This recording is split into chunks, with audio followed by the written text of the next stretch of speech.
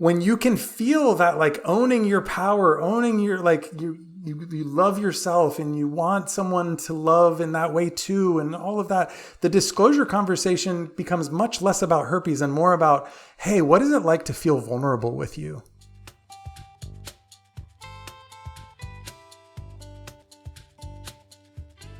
Hi, I'm Adriel, creator of the Herpes Opportunity, which is all about positively shifting your mindset, disclosing to potential partners in a way that truly connects you, and ultimately finding the love that you want and deserve. And you can check out the free ebook linked in the description below about having the talk. And now, onto the video. I hope you enjoy it. I think that's probably the biggest misunderstanding around doing the disclosure talk well. That it,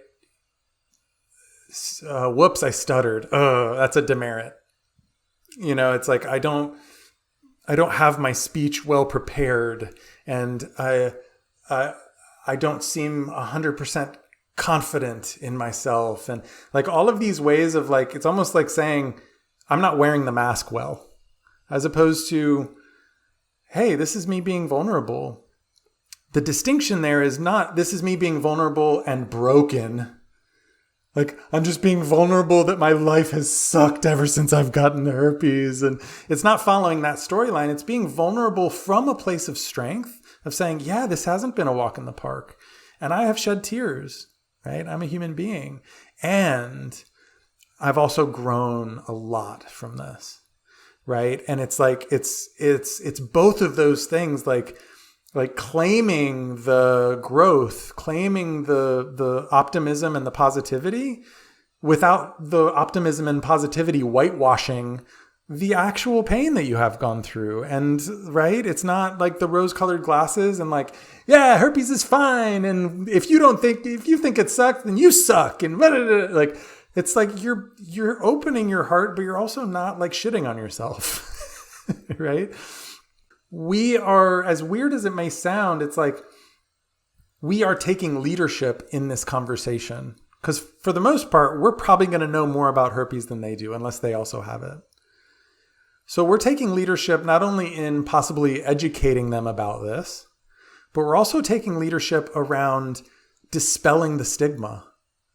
And it's not about just giving the facts and the storyline that would dispel the stigma. It's the feeling of how we're actually presenting the content, but also just like how we're showing up as a person with herpes, a fellow representative of the herpes population. You know? So you are showing up as an embodied representative of, like, okayness and destigmatization and acceptance. Right? And from that place, even if the disclosure is wow, well, thank you for sharing that with me, but I actually would rather not take the risk, but I really appreciate you telling me that. Right? Oof. Okay. You can kind of feel the sting of that and the pain of that. And you're like, oh, I definitely had a preference of you saying something different there. Ouch. But I also, like, thank you for honoring yourself and, you know, your own boundaries, right? And your own risk tolerance. Like, thank you for honoring yourself in that, right? That you will still walk away from that conversation not feeling rejected at the core of your being. You will walk away from that conversation, yes, feeling the sadness, feeling the, okay, I wish he would have said yes. But still feeling the high of, wow, I just did something really, really hard, right? Like riding the high of stepping into a vulnerable, scary thing and coming out the other side and doing the right thing, enacting your integrity, your deep integrity that you have. Like there is a certain, like, it sounds funny calling it a high, but there is a high that comes from that. There's like that, whew, all right. Even in the midst of the sadness, there's so many like layers to being a human being and so many facets that even in the midst of like, no, thank you. and no relationship moving forward, there's still this like goosebumps of like, wow, I did the right thing. I did a good thing. And this is paving the way for me to find the yes. So the disclosures themselves, whether they end up in a yes or a no, it's irrelevant as far as your own self-growth is concerned. Right? The yes is icing on the cake. Like, whoa, I just did a really hard thing. This was, whew, all right, I feel the high from doing something vulnerable and courageous. And, oh, wow, you said yes too? Wow, that's great, right? And it's just like the celebratory, like the celebration gets to happen on the heels of that, just that integrity flex, you know? Not that you wouldn't be completely detached from wanting it to end up being a yes. We're all human. Of course, there's a reason why you're even talking to this person. You want it to be a yes. But that there's a little less of a grip to it needing to be a yes for you to be okay. Mark my words, you are an electromagnet. The more that you're getting this and the more you feel those goosebumps and the more you feel like I am, even in the midst of the terror is just because you are a sensitive human being, and it's only natural for like when you consider putting yourself in a vulnerable place, it's terrifying. Okay. So honor that part of it.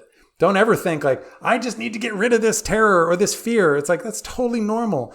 The fact that there's this other part of you arising of the excitement is showing you that there's like, oh, this is a stand for the kind of relationship that I want to have. I want to feel like this, right? And you become quite literally an electromagnet that then attracts that man who's also resonating with that to you. It sounds woo-woo, but it's kind of scientific, right? When you can feel that like owning your power, owning your, like you love yourself and you want someone to love in that way too, and all of that, the disclosure conversation becomes much less about herpes and more about, hey, what is it like to feel vulnerable with you? And the right man is going to recognize that and feel soul turn on.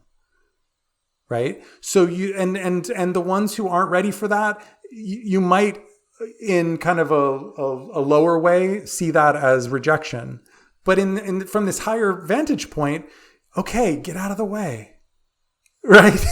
Thank you for self-selecting, you know? No judgment. Like I'm sure you're a great guy for someone else, but not for me. Great. Thank you for moving out of the way. Next. And it's a filtering mechanism for like, I'm not wasting my time. I'm going to show up vulnerable. I'm going to show up in all of these ways that my core values are wanting to show up in the world. And I promise myself that the right guy is going to respect that, see that, and be turned on by that. Well, I hope you got a lot out of that video.